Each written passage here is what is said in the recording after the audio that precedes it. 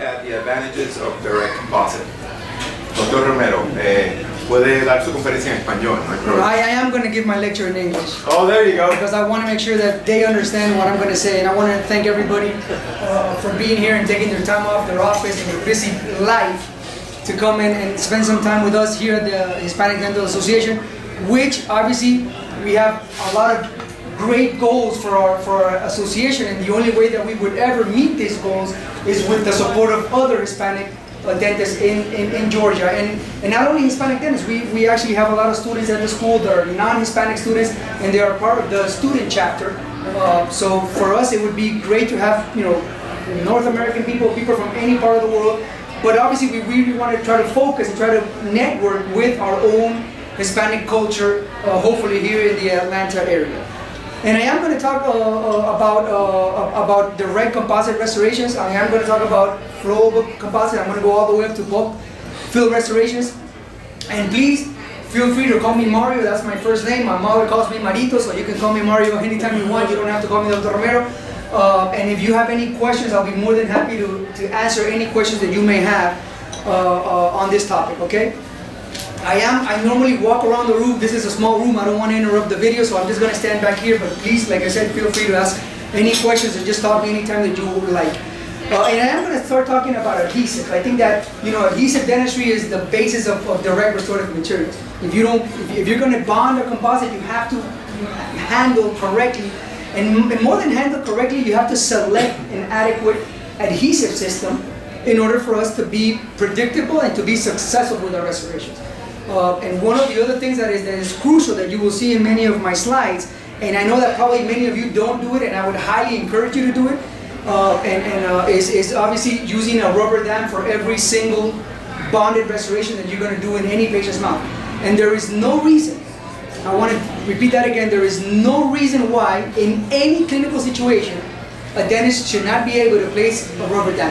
Now there are difficult situations, difficult clinical situations, and that's why we have advanced rubber dam placement that you have to tweak and use different type of appliances to help you achieve isolation. But there really is no reason why you cannot use a rubber dam isolation for every adhesive procedure that we actually do in restorative and adhesive dentistry. So I'm going to talk about, and obviously we have Kerr here with us. And I'm going to talk about their products. That's what we're going to focus on today for the restorative part. And I'm just going to give you a ballpark vision. We know that we have today, we have total edge technique, and that's a great technique. And I'll try to simplify when I use one or the other. But as well, today we have a lot of people talking about self-adhesives. And one of the things that we listen about self-adhesive, or that makes us have some interest in this type of products, is quote unquote the ease of use. You have less steps, it's quote unquote easier to use, it could probably become more predictable, but that really is not true. And it's not a very easy material to use if you don't use it and you don't apply it the right way. So we're going to talk about that. We're going to review just a little bit of the literature. I'm not going to bombard you with literature, but I do want to talk a little bit about this particular study. And this is a randomized clinical control trial where they actually compared 4 different adhesion strategies. Okay? Dr. Perdigao is the main person behind this work, this paper that I'm showing you right now. But I want to start just reading the first portion of this lit review, and you can read with me that regarding the adhesion strategy, one-step self-edge adhesives have resulted in less than acceptable laboratory and clinical performance compared to adhesives that rely on several steps. So that's the number one thing that we have to keep in mind. We know today, because of evidence, that if you use a self-adhesive system that only has one bottle, you're going to get less than ideal results. That's what you should expect. That's the number one thing. Now, how can you make this better? When a hydrophobic resin coating is applied over a cured one-step self-adhesive, transforming this into a 2-step self-adhesive, the retention rate in non-caries cervical lesions, one of the most difficult lesions to restore, increases substantially at 18 months. So what is this telling me? That I don't have to look for simplicity. It's not going to be better for me to use just one bottle compared to using 2 bottles. How much time is it going to take me to use a second drop? Nothing. But I can increase the retention and the predictability of my restoration just by adding one more component to that self-adhesive system. So these are the things that we have to understand and that we have to know, so that we can really choose and select the correct adhesive that we want to use based on that. Now, how do you compare this with an etch and rinse system?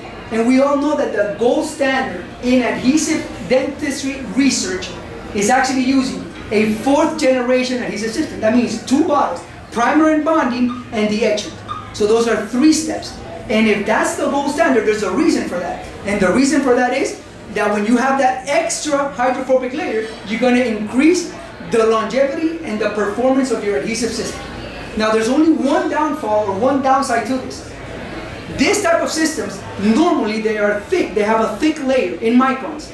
So if you're going to use if you're going to bond a porcelain veneer, you probably don't want to use something like this. But for every other dental adhesive procedure, in operative direct restorative procedures, you're better off using something like this, because you're going to control the number one issue that you have with dental adhesives. And that is the solvent content of the single bottle adhesive. You cannot eliminate all the solvent in that adhesive. So you're always going to have some of that solvent remaining in your hybrid layer. And by having that, you're going to create a reactive layer that's a natural and biological and physiological response of the pulp, creating what we call metalloproteinasas or MMPs. And that is going to degrade your hybrid layer. How do you avoid that? Eliminating or having control over the solvent. And the only way you can do that is having 2 separate bottles. I can eliminate the solvent 20 seconds with the air syringe, eliminate the solvent, and then I can apply the adhesive layer. Having those 2 layers make that big of a difference. So think about this. Like I said, when Scott goes to your office and wants to sell you something, you better don't listen to Scott, listen to what I'm saying. Okay? So now, they did 144 restorations. So they followed them for 18 months, 144 restorations. And what I like about this paper in particular is that they were not comparing different brands. They just compared all curved products. And why is this good? Because now you can really assess. You can say, okay, they use the same type of oligomer, every single adhesive. Now I'm going to look at the real performance of these products. So that's what they use for every single restoration. Oops, I'm sorry. So they went, and they used all 4, and they had all these groups, and they selected the groups randomly, and then they restored off 144 teeth. Now, let's look at what the results were. The adhesive composition has been reported to play a more crucial role than the adhesion strategy in vitro test, which was now confirmed in this clinical study. So we know today that more important is the role of the actual adhesive system, how I can use it compared to what kind of strategy is it. Is it self-etch or is it total etch? The in vitro and clinical success of the mild self-adhesive is not surprising, as mild 2-step self-adhesives are now considered the gold standard for dental adhesion.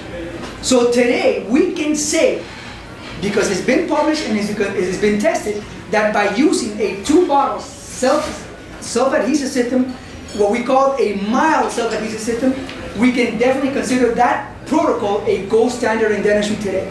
So I would say I have only 2 choices. I want to do direct restorative. I either choose a total etch with a 4th generation, meaning 2 bottles, primer and bonding, or I will choose a self-etch with 2 bottles. When would I choose one or the other? And how would I apply them clinically? And that's what we're going to see from now on. I just want to show you these microphotographies of enamel etching with 2 different types of self-adhesive systems.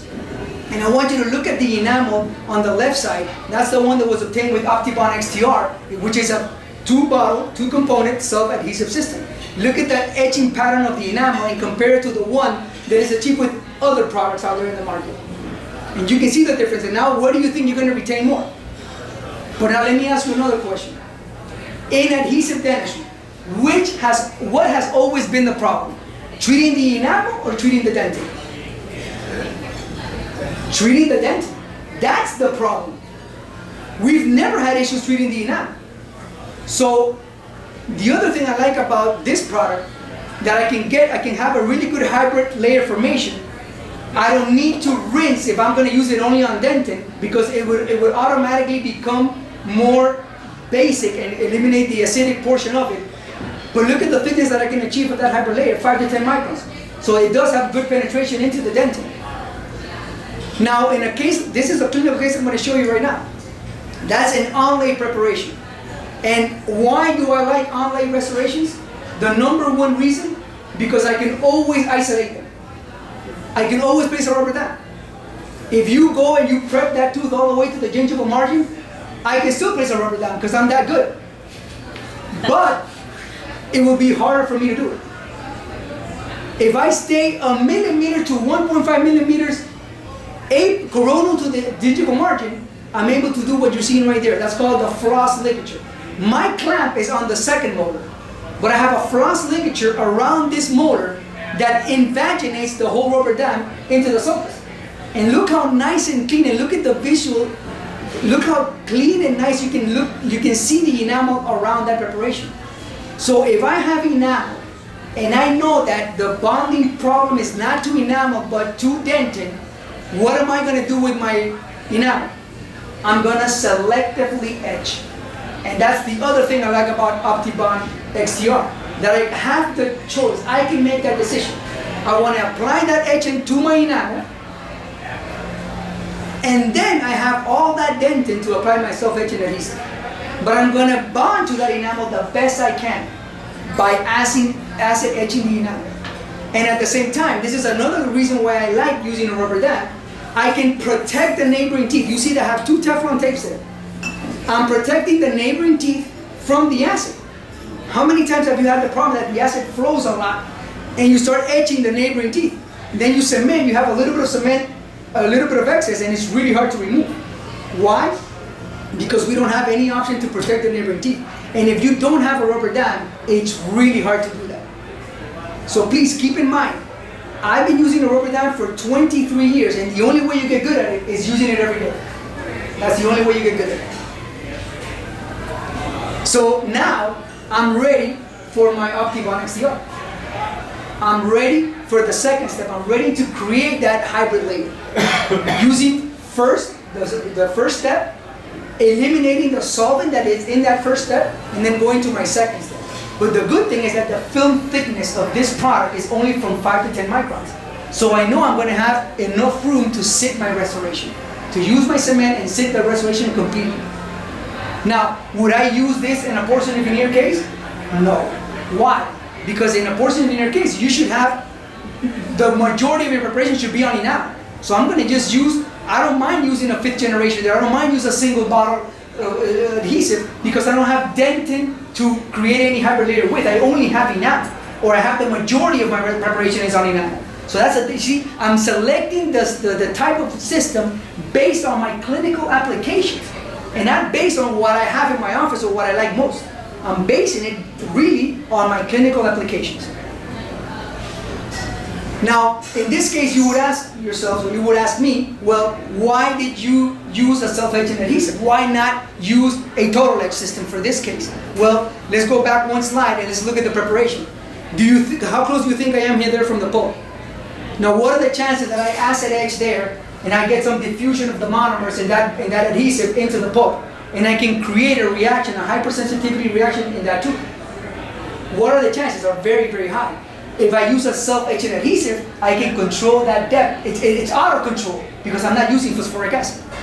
So that's the reason why in this particular case, and I do this with every single onlay that I prepare, if the tooth is vital, I'm going to use a self-etching adhesive, and I'll just use selective etching on all this enamel that we all can see right here. Very nice and clean enamel on all my preparation, on all the periphery of my preparation. And there's my final restoration.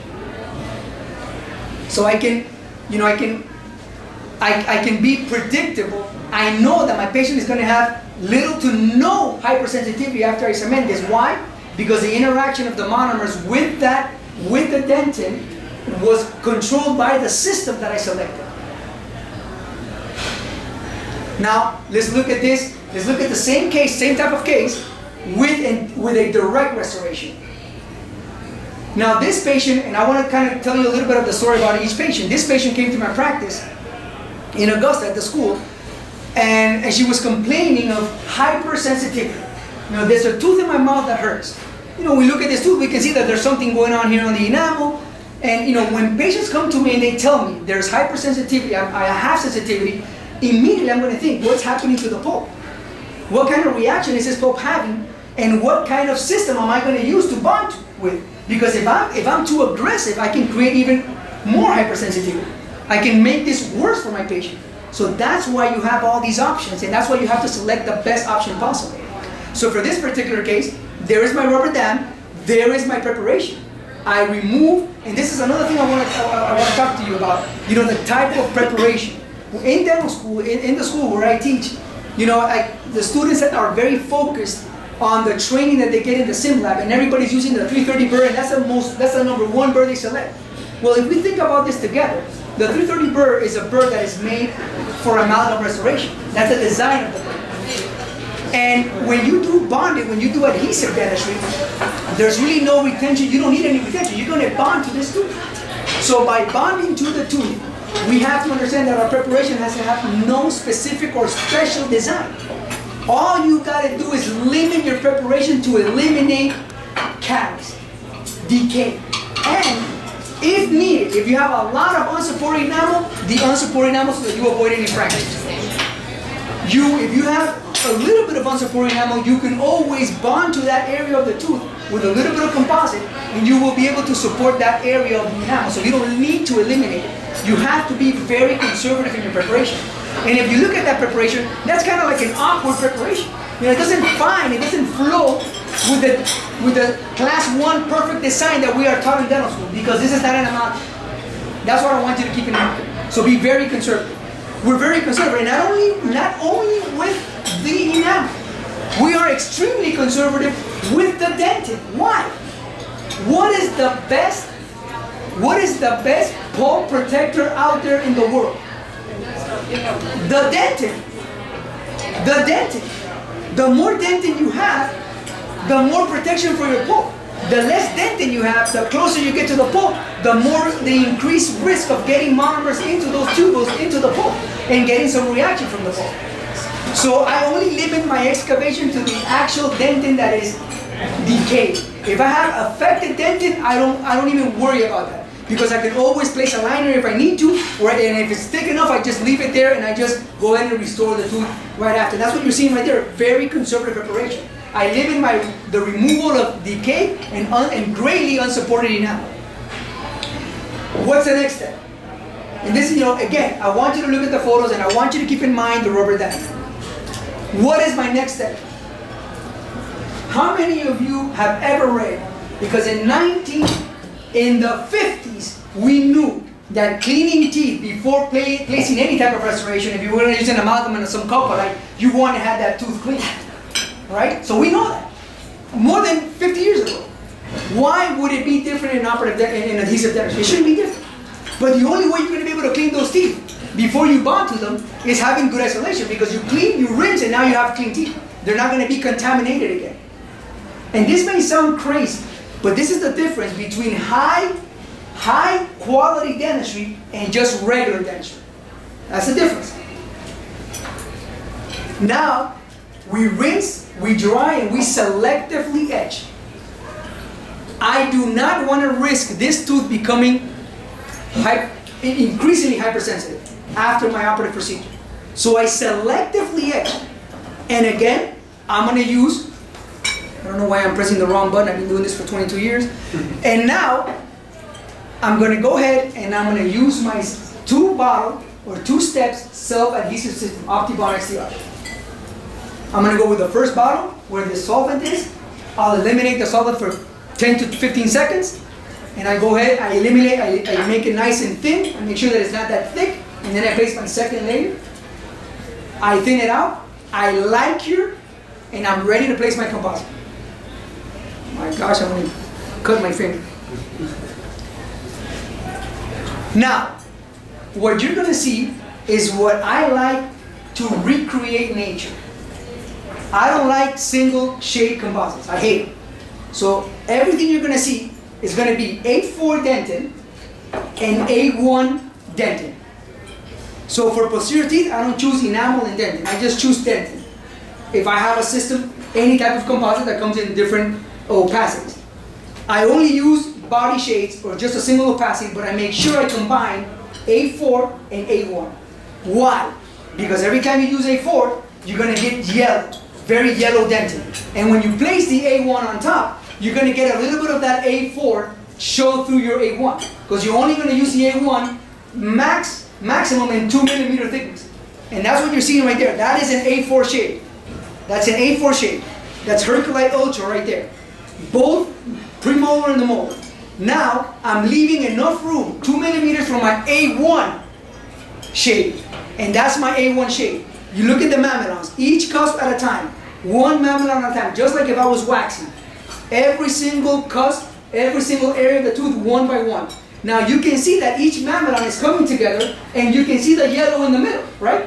You see that there's something yellow there, just like dentin. This is the way God made teeth. So I don't understand why we want to change that. So I want to just do what He did.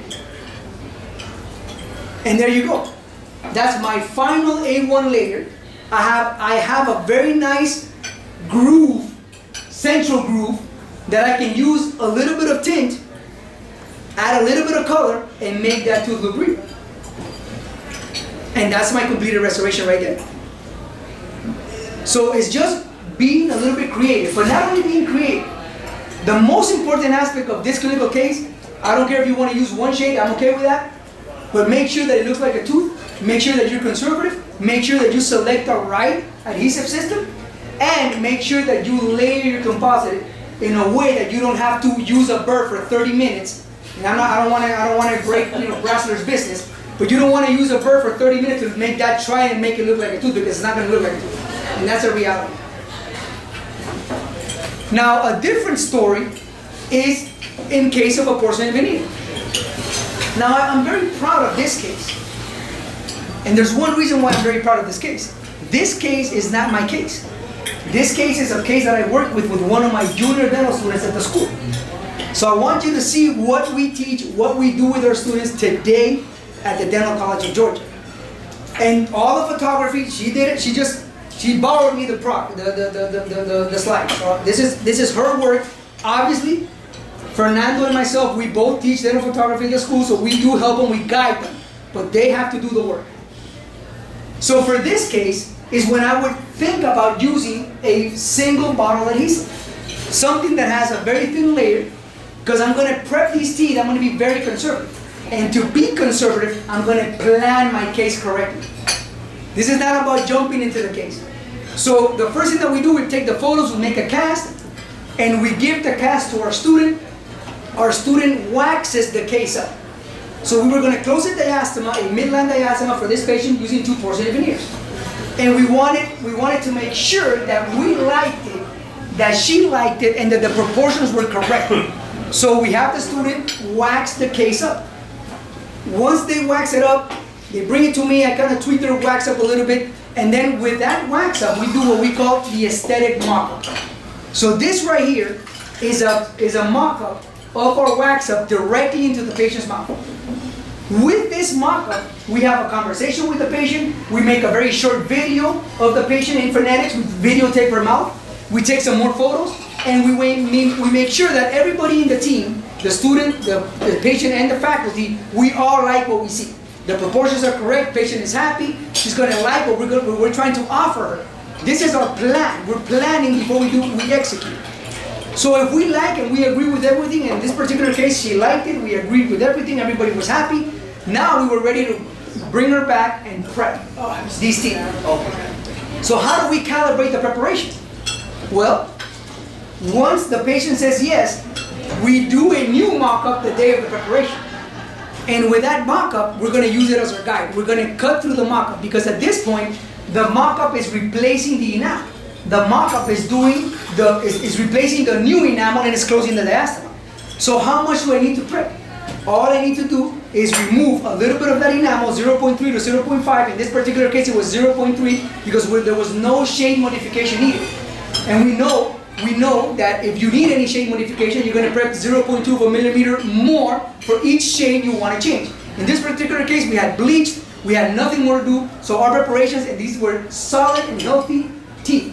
So we were going to just prep 0.3. We went through the temporary with a burr, a calibrated burr, and now she can remove the temporaries. You do all the prep there. You have your depth cuts, now we can remove, and look how conservative those preps are. very little removal of enamel. You can see, look at that little chamfer right here.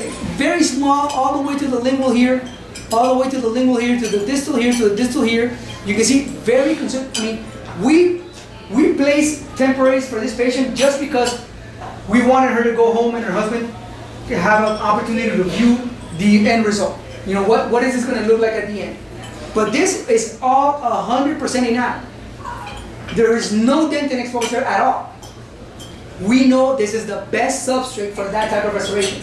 And we know as well that this is the best substrate to bond to. So it's very simple. So you can go ahead and use your 5th generation. There's nothing to harm here. And that is what we did. These are the both final veneers. This is probably a week or 15 days post cementation. So you have 8 and 9, 2 Emax porcelain veneers. In this case, would have been ideal for feldspathic veneers, and it even would have been an even more conservative preparation, or probably no preparation. But sadly, at the dental school, the lab that we work with, that we have to work with the students, they only do Emax, and Emax has to have a certain thickness. So think about this, because if you have cases like this, you can be extremely conservative if you choose the right restorative material. And probably this material was not the best for this case, even though the patient was very happy, and I'm happy with the result. But we could have been even more conservative, and I'm all about being conservative. I'm all about using what the patient has to make her smile beautiful. And this is the final photos before and after. That's a full face photo of the patient with their porcelain veneers. Now, for many, many years, I hated flowable composites. I thought that they were just, this is Kerr wanting to sell something. And I actually never used them. I mean, I only used them in my practice if they gave them to me for free. And I actually used them when I didn't have any patients. I started making bears with the flowable composite. But then, you think about this, and all the stories that I'm telling you are true stories. Just a little bit exaggerated because obviously I'm Hispanic, but they're true stories. But if you think about how can I use this composite that sometimes I have and they expire in my office, and when would it be a reasonable time to use them, and what would I select to use something like this? And how many of you are general dentists? So the majority, you are an endodontist. So you don't do this. So why are you here? You fool, okay. So we have a prosthodontist. Everybody else here is a general dentist, but the gentleman right there that is an endodontist, which is great to have as a friend. But let's think about this together, because I'm in your world. I'm a general dentist myself. So what happens if you have a patient that has low income, that has no money, he cannot have 20 veneers done today, but he wants to have a new smile? And you want to give him something, you want to give him what I call a long-term temporary. You want something to be there 8 months to 12 months. You want something there for him to see. This is your first sell pitch. It's like giving somebody a loaner. You give him a car, he takes him home, you know that he's going to come back and buy it. This is kind of like the same way I think about this concept. And this is what we call the bonded functional aesthetic prototype. It's not my concept, it's a concept that's been in dentistry for many, many years. But more recently, Dr. McLaren has been talking about it a lot and gave it that particular name, but it's been called many different things, and it's been published many years ago. In the 80s actually, it was published for the first time to have this type of concept. They just use different materials. I think that the materials that we have today, particularly this, because you cannot select any flowable composite. It has to be a highly filled flowable composite. This composite is filled, and 72% is filled, so you know that this is a composite that is going to give you more longevity. And I'll show you one case where we've had these for 8 months in the patient's mouth, and this is a lot of flowable composite. And the good thing is that I do a full mouth, and I'm talking about 10 teeth on the upper, 10 teeth on the bottom, that's 20 teeth. I can do everything in an hour and a half, everything. Now the downside is that all the teeth are bonded. So if you're going to do a lot of dentistry and you're going to end up doing veneers, you know that every single tooth is going to be bonded together because you don't want this to break. And the patient is going to have to use an interproximal toothbrush or a soft pick if the embrasures are very small. But that's never been a problem. My patients, when they go from A to B, and I'll show you this case, this is not a 20-year-old general. And we can all tell. So he comes to the practice and he tells me, Dr. Romero, I don't have any kids more living with me.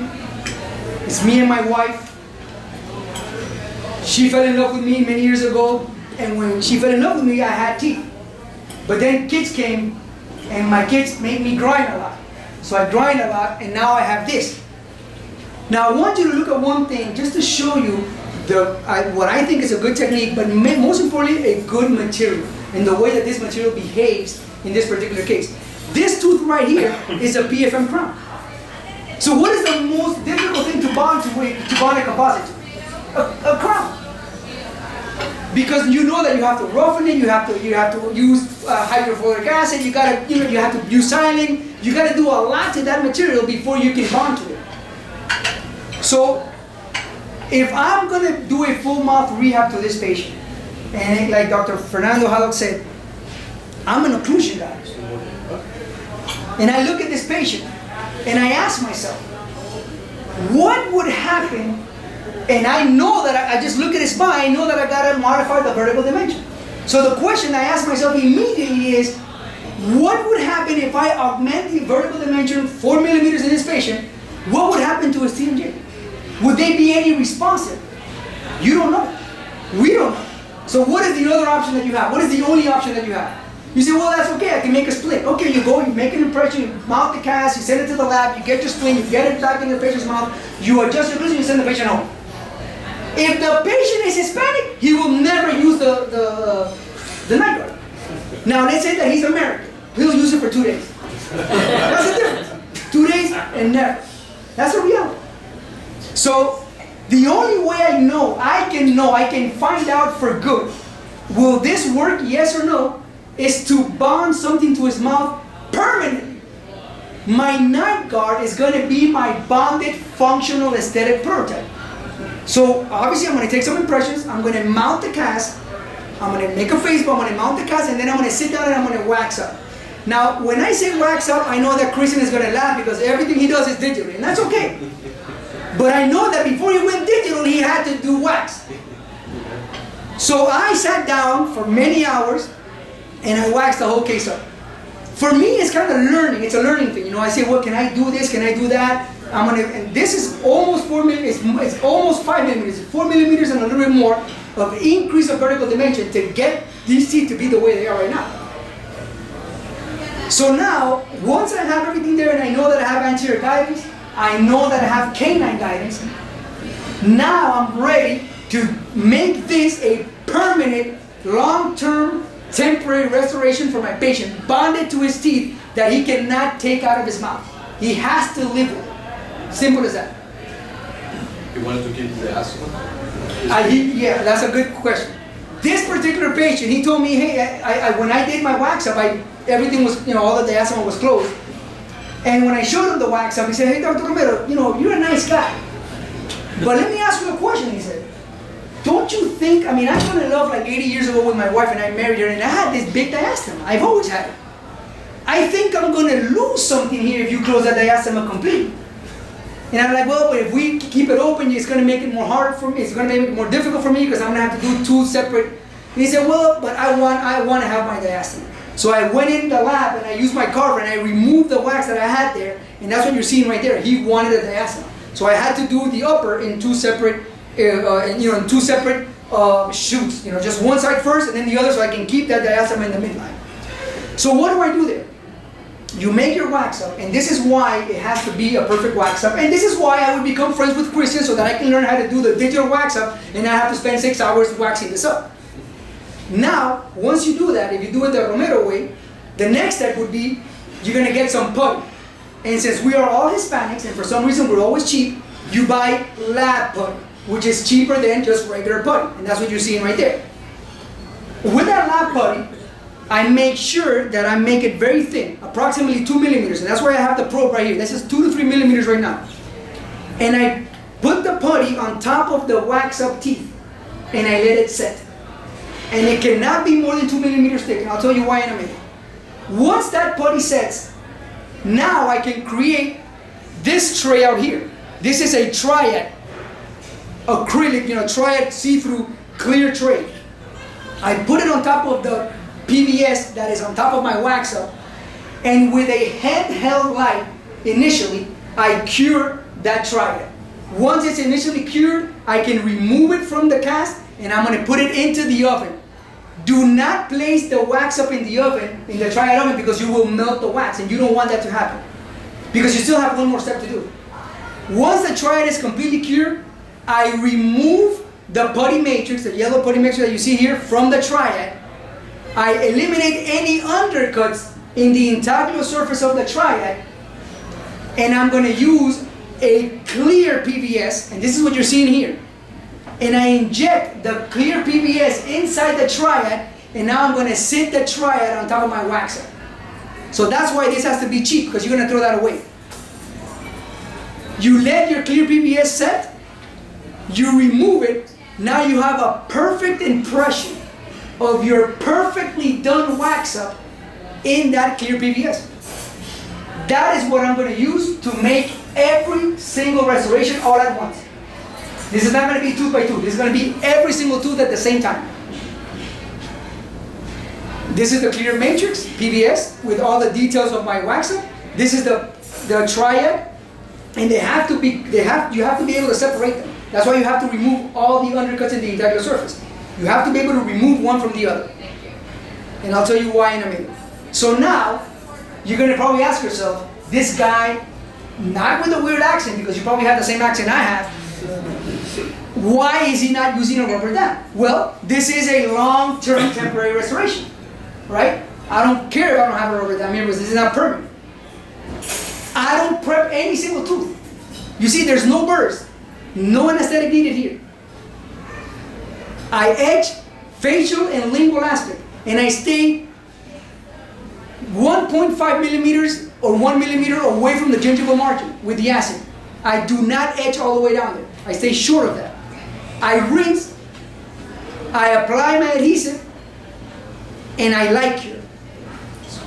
Now I'm going to inject the Flowable, the Herculite Ultra Flow composite inside that clear PVS very nicely to cover all the aspects of, well, I know where I added the wax. So just kind of add enough so you don't have any voids.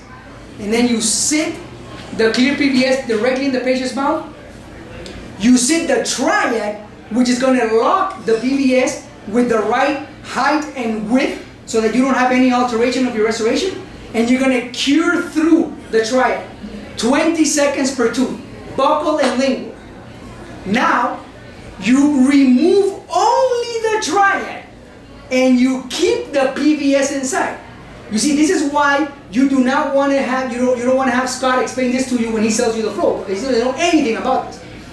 Then you cure tooth by tooth, one by one. Now, you go ahead and you remove the clear PVS and you end up having this.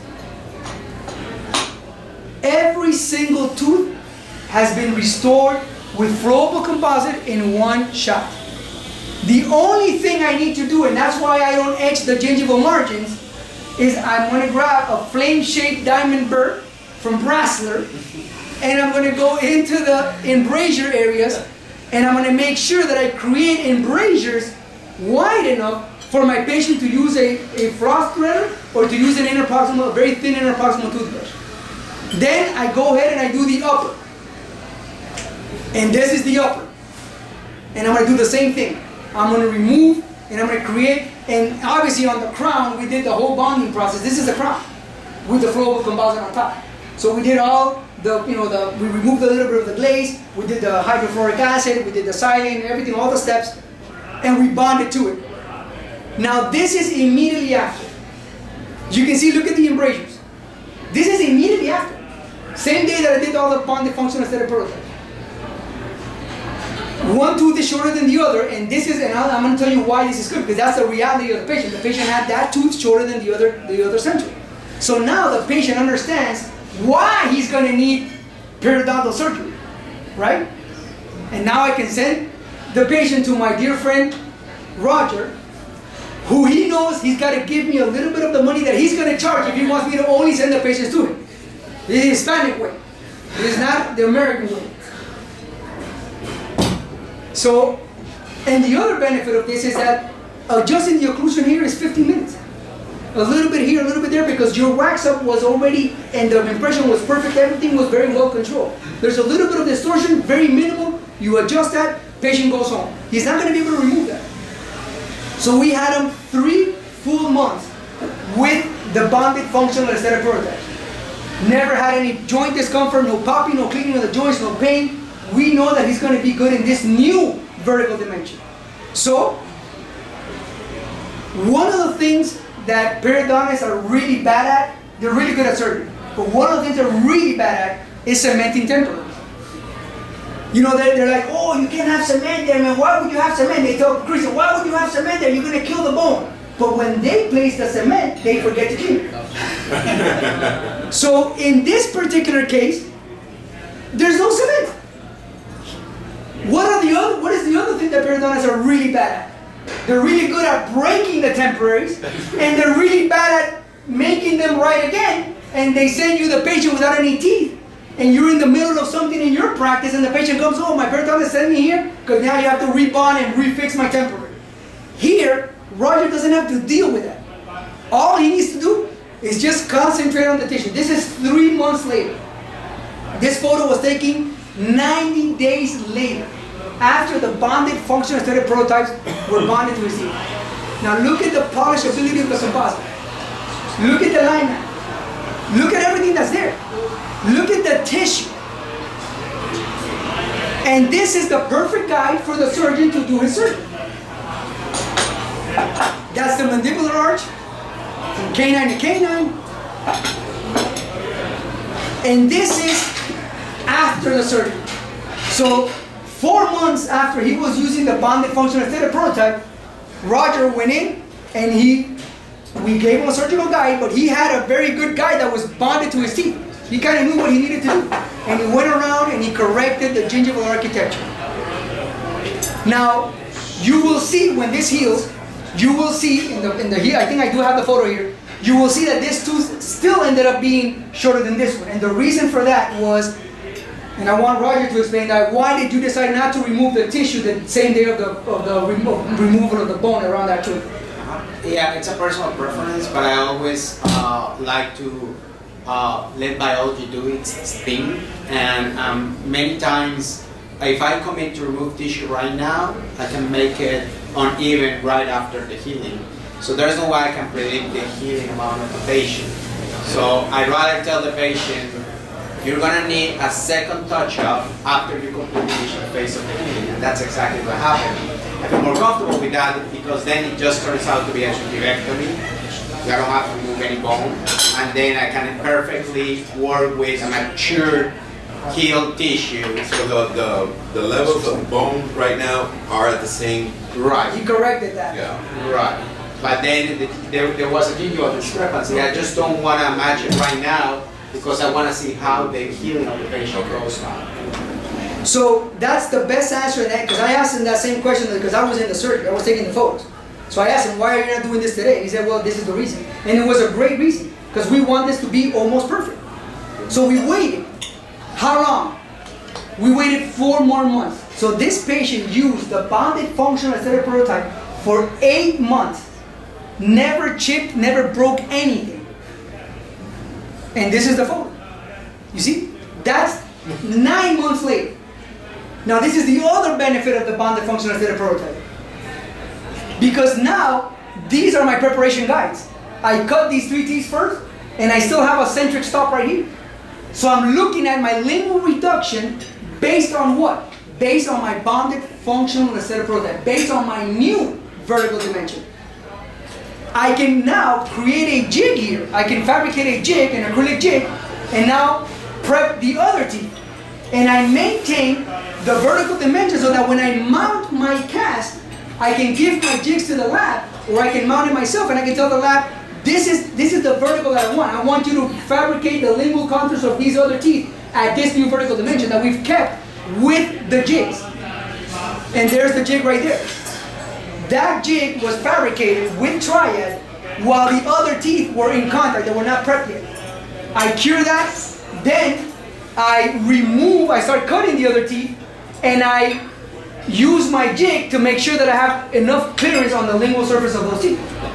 So everything is calibrated. There's no guesswork. And it, and it can seem to be difficult, but I honestly tell you, I think it's more difficult to do it any other way, because you lose the perspective. You lose the order of the things. This way, you're very, very well ordered. Number 1, number 2, number 3. It's very hard for you to get lost in this case. So that look at the lingual clearance that we've achieved. There's the acrylic right there. So we have the jig, and look at the clearance that we've achieved. And this is where my incisal edge is going to be once I get the final restorations. Everything is there. Now this is after preparing every single tooth. So I prepped this molar. He was missing this tooth, and we prepped from the bicuspid all the way to this area. And these are all the temporaries. And what do you notice on that occlusal view?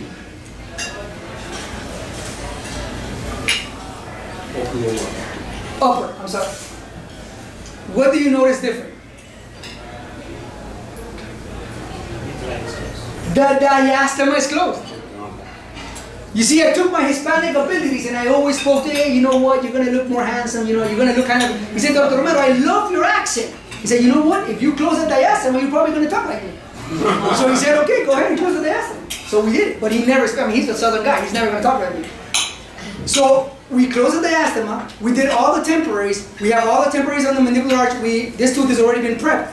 Now Roger did a sinus lift in this area, and he placed already an implant here. We're going to place 2 implants here, 2 implants here, and 2 implants here. And we're going to restore the whole mouth to that new vertical dimension. This is the patient now. So this is probably 3 to 4 months after the bonded functional prototypes were removed. So these are the temporaries that he has right now. And they are at the exact vertical dimension. The only difference is that we completely closed the diastema. We convinced him of doing that. But everything else is the same thing that he had from the beginning. So what this helps, what I think this helps in what we do every day, is that it helps us organize our treatments. And at the same time, if you have a patient that needs composite veneers, because that's what he can afford, but he cannot afford it now, you can give him temporary, long-term temporary composite veneers done with a flowable composite, polish them, and they're going to work there for 8 to 12 months. All you do is decide how much you want to bond. If you are going to use these only as temporaries for 2 to 3 months, then you only etch a little portion of the tooth, I would say 2 square millimeters. But if you're going to use them as a long-term temporary, then you etch just like I showed you. Short, 1.5 millimeters short of the gingival margin. You're still going to get some, you will place your adhesive all the way to the gingival margin. You're just not going to etch there. So that you can, so it's easier for you to cut the temporaries when you need to do. And you're going to get full seaming of that area anyway, with the bonded and the flow.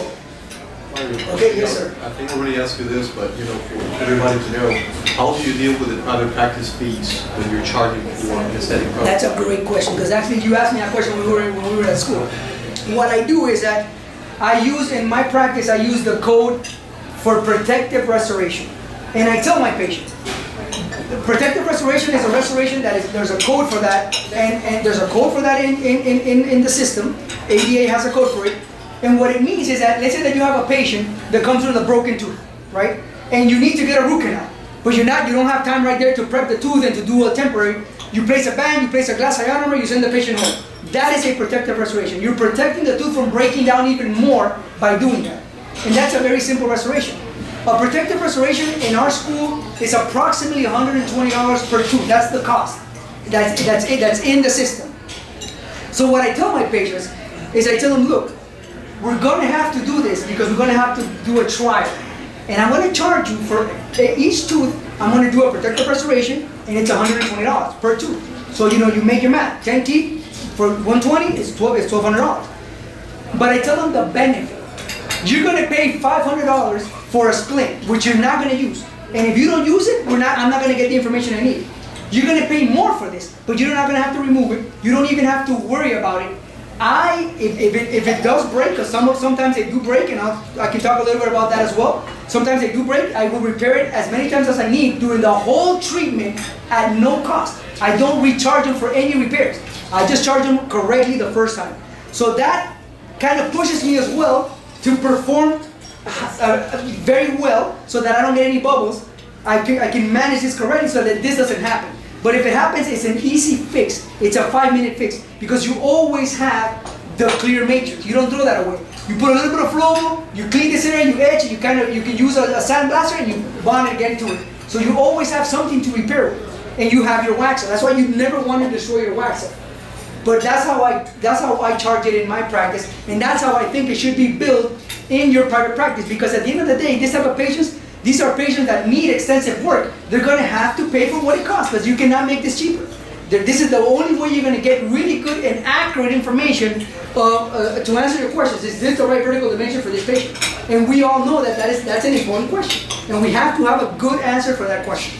Does that answer your question, Christian? So now we're going to talk about anterior resin composites.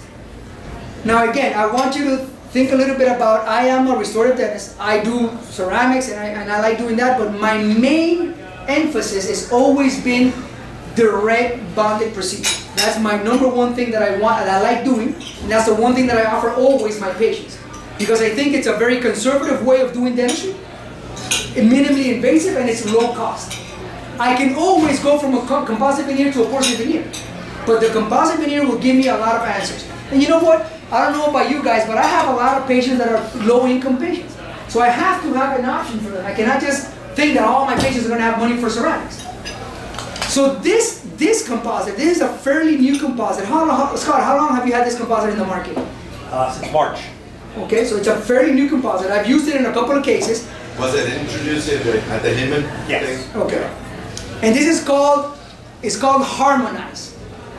Now, this composite came out in the market by Kerr, I believe for one reason. They really want to compete with the highly aesthetic restorative materials out there. In this system, you have a huge supply and demand of colors and shades and opacities. You have bleach opacity, you have all the enamels that you can think of, you have all the dentants that you can think of, so you have a lot of options. Now, it really depends on how your practice is targeted. If your practice is targeted at a very high-end aesthetics, well, this is something that you want to look into. But let's say that your practice is not that high aesthetic. You know, you can probably get away with one or probably two shades for every single case that you do in your practice. That's the kind of practice you run. That's perfect. This system is still helpful. Why? Because you don't have to use all the shades. You can only use two shades, you can only use one shade, and you will be able to get away with a very nice aesthetic restoration, just like you would do with any single shade composite. But the other benefit that it has, the way I see it, is what they have called the adaptive responsive technology. Now, how many of you have ever used sonic fill before? One, anybody else here sonic fill? Two? So what is one of the things that sonic fill has? You know, you dispense sonic fill with this handpiece, you put it in the preparation, you let go of the rheostat, you wait 5 to 10 seconds, and you touch the material, and now the material is not that runny. It has a little bit of tack to it. If you go with your instrument, immediately after you dispense it into the mouth, you see that the material is kind of like it's a little bit fluid. Why? Because this material is like what they call a smart material. It automatically reacts to that non-sonic anymore energy, and it now gives you a little bit of tackiness for you to play with the material. That same technology was built into this material.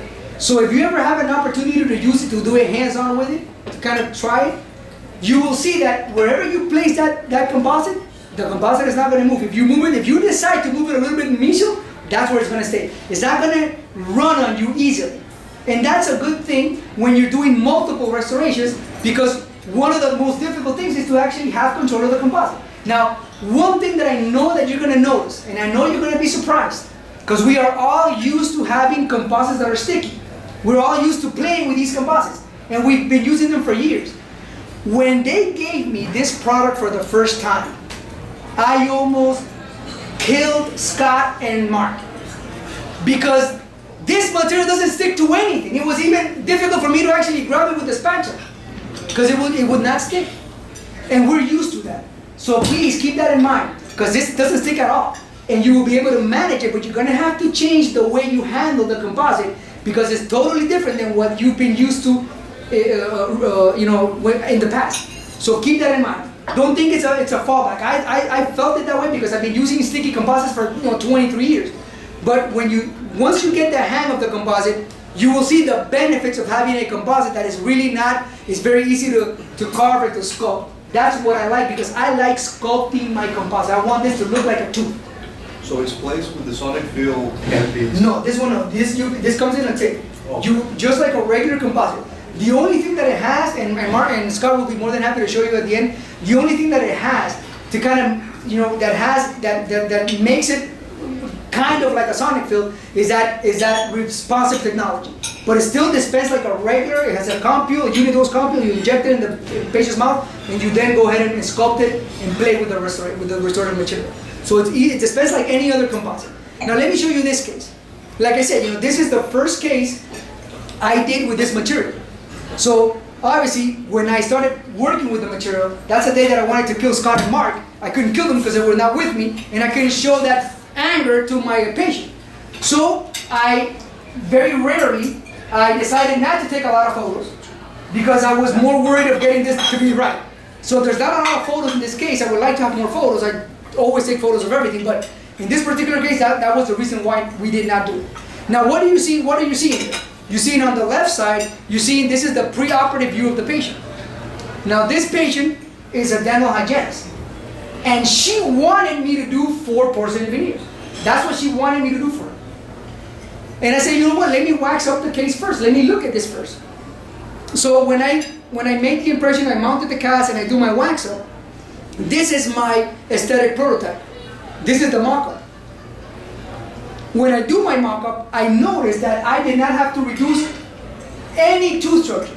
All I needed was to add. And I needed to add volume to these teeth. So at this time, I was worried how thick of my porcelain is going to be to get to this level. What is the length going to look like? Is this going to function correctly in her mouth? You can tell that she's got a little bit of diastemas on the mandibular arch because she was missing some teeth. So I didn't know how stable her occlusion was. So I told her, look, let me do composite first, and let's just try it, let's test them. We're going to use them as bonded functional aesthetic prototypes, but we're going to do them individually. And I'm going to use a permanent material to restore the teeth. And then we'll wait 6 to 8 months, and then we can go ahead and build your porcelain veneers if everything works correctly. So, this is the day of the treatment. This is my isolation. You can see that I have all my ligatures here. No preparation needed. All I did was to remove a little bit of composite that she had around here. I removed all those restorations. No preparation was done. These teeth did not need preparations, and I knew that out of my wax up. I knew that I did not need to remove anything. So all I do for these cases is I double my etching time. Instead of doing 15 seconds, I do 30-second etching. I use in this particular case a single bottle adhesive. I don't have to worry about any strategies because I don't have any dent and exposed. So I know I'm going to get good bonding anyway. And I start building my restorations. And those are my 2. And that photo looks horrible there. But if you look at the photo on my screen, you see that this is a very nice restorative material. And that's one side. Let me show the other side over here. And you can see, look at the diastema, the way that we managed. This is immediately after I did the first 2. And I stopped there. And I stopped because, like I said, I was having the problems with the material. It wasn't sticky at all, and I only did 2 for her that day. And then we decided to do the other 2. So we did it in 2 separate appointments. Once I called Mark and Scott and I told them everything I wanted to tell them. And then, they told me, no, Dr. Romero, come on, don't be an Hispanic guy. You're now in America. You're an American citizen. You have to become American. You voted for Trump. So now, you got to relax. And then you can do 9 and 10. So I relaxed. They calmed me down. And I did the laterals. Now, look at the way these composites polish. I want everybody to see there's no preparation here. And these composites do not go all the way to the gingival margin. Where is my finish line? Where is the junction between my tooth and the composite? And it's invisible because this material, if you handle it correctly, it will blend in with the tooth structure just like you're seeing right there. Because everybody can say, this is her root surface. This is her enamel. This is her enamel. This is her enamel. This is her enamel. Yeah, pre-op right there. Yeah, I have it. I think I have it at the end. Oh. So the composite, the line angles, everything. And now look at the way that we developed the incisal ledges. Look at the translucency that we achieved here. With a little bit of white spots. So we combined We did here a full layer technique. So we use enamel, we use dentin, we use a little bit of intensifiers, a little bit of white intensifiers on all the incisal edges, and then we did a final layer of enamel. So there's 4 layers on these teeth. So we were going to use this for 4 to 6 months. This is the left side, this is the right side. Look at the line angles. See that? This is the before and after. Which smile would you like more? Which one would you want to have? Now this smile photo was taken 4 weeks ago. You know how long they've been in her mouth? They've been in her mouth since March. We were supposed to change them for porcelain veneers. So she's a dental hygienist, and she has a friend that is a dental hygienist at another practice in Augusta. And they meet one day, and her friend says, "Wow, what have you done to yourself? I mean, you look different." "Oh, I fixed my teeth." "Oh my gosh, how beautiful your porcelain veneers are. Did Dr. Brennan do that for you?" And she said, "No, they're not porcelain veneers. They're composite veneers." And it wasn't Dr. Brennan, it was Dr. Romero. She couldn't believe it, right? She couldn't believe it. She thought that they were porcelain. She said, "Oh my gosh, I thought Brennan was better than Romero." No, Romero is better than Brennan with composite. She just made him, So, we are not going to remove those composites. They're going to stay there until final and permanent restoration. And Fernando, Roger, and Christian know this lady, and they know that I'm not lying. She's my hygienist, not my personal one. So this is a true story with a little bit of a twist, with a Hispanic twist, but it's a true story. And I think it's a very nice result. And there is a little bit of a learning curve because the material doesn't stick at all, and that's good. But initially you don't see it as a benefit because you're used to having composite that slump and stick a lot. That's just the nature of the material. What do you use to polish it? We used, and I'll show you the polishing technique. I'll show you a slide where we have everything there. Where there's a lot of steps in polishing, and I want to show you the photo. But I just want to walk you through the process. This is a plastic, and this is what I would do. I would call Scott. Don't talk in Spanish to Scott because he doesn't know anything about Spanish. He only knows how to say hola. And then you call Scott and say, "Hey Scott, you know what? I was at the meeting with Dr. Romero. He told me that you were going to give me a free plastic tooth, and you were going to give me some free product for me to use. So now you go ahead and you start using the product. Look at their enamel. Look how translucent their enamel is. This is their white opaque to create the halo. Look at the dentins. And I'm building a tooth. This is the way I teach it. Look at the way I develop the mamelons with the material. No stickiness at all. Then a little bit of gray right in between. They have gray right in between the mamelons. You see mamelons here, no mamelons here. Now my final enamel layer. Look at the profile. Look at the translucency there. Look at the white halo that I created with all these materials. With all the same product, just different opacities. Now, let's talk about polish. That tooth right there, this tooth, this is a photo I took of this tooth after it was polished. So this is how you should end up having a restoration. That's how composites can be. If you highly polish it, that's what you can achieve.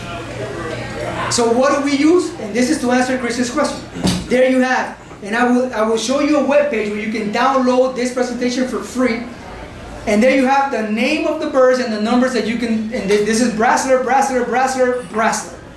Those are the birds that I use. These are the discs I use at the end. These rubber wheels that are they're called Diacomp, and they polish extremely well. All I recommend is that you do light touches and stall speed. Do not stick on the rear side and put that on the tooth because you will overheat the composite. But very light touches. And obviously you just combine all these discs and burrs and you will get that result. And I'm going to show you exactly how you do it. Step number 1, you have your composite. I always use a lead pencil and I kind of draw my line angles. I know where they are. I do not want to eliminate those line angles. I can modify them, I just don't want to eliminate them. And then I draw these little lines around the line angle so that I know that those are the areas that I need to make a little bit flat. And there's my line angle. Right there, that's the area I'm going to make flat. So I'm going to start with my disc. And there's my disc. And it goes, you see those are the areas that I'm going to respect. I got my contacts, I made that area flat, and I still keep my line angles. And there you go, one side to another with your disc. And then you go from the line angles, you go to the facial aspect of the preparation, of your restoration. So look at the position of the bird. Those are the 3 positions you have to keep in order for you to achieve a very nice and anatomical profile for your composite veneers. Gingival, facial, and incisal third. That's what you should achieve. Those 3 planes right there. Now, you're going to go ahead and you're going to create your developmental grooves. You only do this if your other teeth have developmental grooves. So you don't have to do this in every single patient. But if you have to do it, this is how I do it. Mesial smaller than the distal, and I mark them with a pencil. Then I go ahead and I use that burr right there, and I go ahead and I create those little canals right there, and you can see them from the gingival. You see them up here. Now I'm ready to go ahead to the next step and create my perichematia if I have it on the other teeth. If I have any type of special texture on a tooth and I want to recreate it, that's how you recreate those little irregularities on the facial aspect of teeth that are called perichematia. And I use that round burr, and very slowly, very gentle, with very light touches, I go ahead and I create 2 or 3 lines depending on what I see on the neighboring teeth. And then you start polishing that area with the enhanced points, and then you go back to the burrs. With this burr, I create very little and subtle irregularities on the whole aspect of the facial portion of my composite. So I can scratch the restoration, and that way I have the light breaking. When the light hits the enamel, it breaks. The enamel is not flat. This is the exact same thing you need to do with composite. You gotta scratch it so that the light can hit the tooth and reflect in different angles. And then you go ahead and you polish again, and you use the medium and the thin and the fine, and that's what you should achieve. Look how highly polished you can get this composite. Now, I'm showing you all the steps. You don't need every single step for every patient, but if you have a patient that has very particular and highly characterized anatomical teeth, then you go ahead and that's how you recreate that. Exactly the way that I just showed you there. So the last portion of the presentation is the posterior resin composite area. And here, just to tell you really quick, again, I'm just going to go through the trilaminar technique one more time, and I want to show you very quickly. This is one of the a research project that we have that we did at the school. Those are the people involved in this paper right here. And I just want to show you what we did. We had 2 different, and by the way, the guy is Hispanic, and you know we did 2 restorative procedures on posterior teeth with 2 different layering techniques: the oblique layering technique and the horizontal layering technique. And what we wanted to see is, how do they behave? Do we have bubbles? How do they behave? So we looked at all the data. This is what we actually found after we did this in vitro study, that there is no significant difference between one technique and the other. So you can use horizontal, or you can use a combination of both, and you're not going to have any bubbles that will affect, if you use a good technique, that will affect your final outcome. So that's what we teach. So this is just 2 class 2s, very simple. This is total edge. They're not deep, we're not hypersensitive. Now we're going to go ahead and use our A4. We like here the A4. Look at the A1. We build up so we do 1 horizontal on each tooth, and then we're going to do 2 obliques. We're combining both techniques. 1 oblique on the buccal with the white A1, 1 oblique on the lingual, and a little bit of tint to recreate that, to try to get a very nice and natural looking tooth. And that's the final restoration right there. With the bulk fill system, exactly the same thing. You cannot go crazy with aesthetics here, because this is a single shade. They are more translucent because the light has to go through them. You can place 4 millimeters increments of this material without any problems. There's a lot of research to support that. So you can do that, and the light will go through these materials, but you have to be careful with the way you dispense the material, because one of the problems is that if you lift the tip quick, and I'll show you there, see, look how slow you have to let the material get into the tip. If you don't do it that way, you'll get voids down here. So be careful with that, because that's the first thing that happened to me in my first preclinical case, because I always like to try things in plastic teeth before I go to my patients. So keep that in mind. And there's the tip, there's the sonic fill, you put it on your handpiece. There, look at those 2 very uneven, and you have secondary decay here. So we remove those restorations, we isolate it correctly. Now we have all enamel, very conservative preps, and we go ahead and we fill everything at once. We're not looking at aesthetic here. I'm not using different colors, I'm not using any tints, but I'm still able to achieve. This is immediately after placing and just playing with the composite. Look how nicely I can get all the grooves and pits. I mean, I can do that with an Explorer before I go ahead and light cure everything and then just adjust my occlusion. So you're still able to get very good and decent anatomical restorations without having to go crazy with color. But you're going to have to, if you're not worried about having highly aesthetic, this is a great material. My only advice, use it. If you've never used it before, use it on a plastic tube first. Have them kind of walk you through the process, and make sure you leave the tip of that sonic fill in the resin and just lift it very slowly while the composite is filling the preparation. Okay? Any questions? No? Let me just show you one more thing. If you want to download the preparation, the presentation, this is my personal webpage. Very easy to learn. RomeroDentalSeminars.com. You go there, you're going to create a username and a password. And believe it or not, we're in America, this is free. Still. Yes. So you go to education, you're going to look for education, and you're going to go to handouts. And you're going to click there. And obviously it's going to ask me to sign up, so I'm going to log into my account. And I do have an account. And there you go. And it's going to, if you have an account, it'll let you go in, and it'll take you directly to this page. And all you have to do is look at the topic. And you'll see that there's here, from flow to bulk.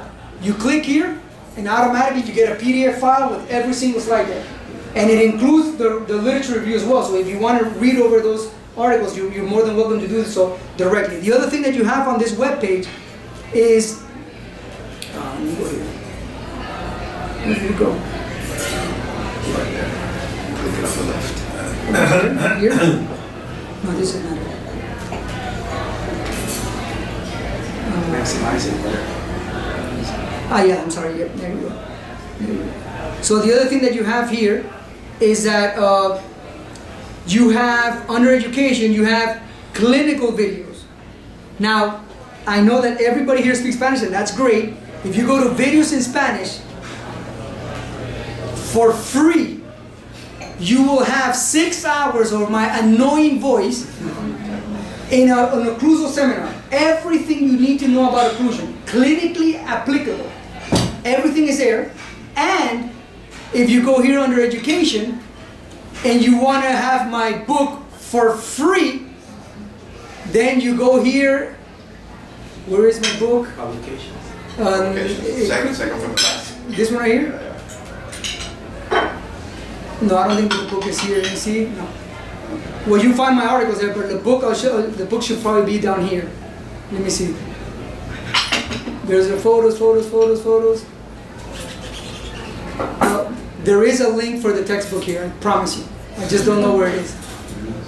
Recommended links, handouts, videos in English, dental photography, Seminario Occlusión. Okay, so if you go here, Seminario Occlusión, you have all the 6 videos, and the book is right here. You click it right there, and you have a free copy of my textbook. Right there. It's 40 pages, everything is there in Spanish, and everything is there for you to review the material that is on the, and if you want to watch some videos in English, we do have some videos in English, but we have a lot more information in Spanish. That's for, so I would more than happy, please, I invite you to visit the webpage. Just, put your name there, create an account, and you'll be more than welcome to download anything you need from there. But the presentation that we had today is there, and all you need to do is just click on it and you can download it. All right. I really want to thank everybody for showing up. Obviously, I do want to thank my friend Scott. I think that we're still friends, Scott, right? Still friends. All right, perfect.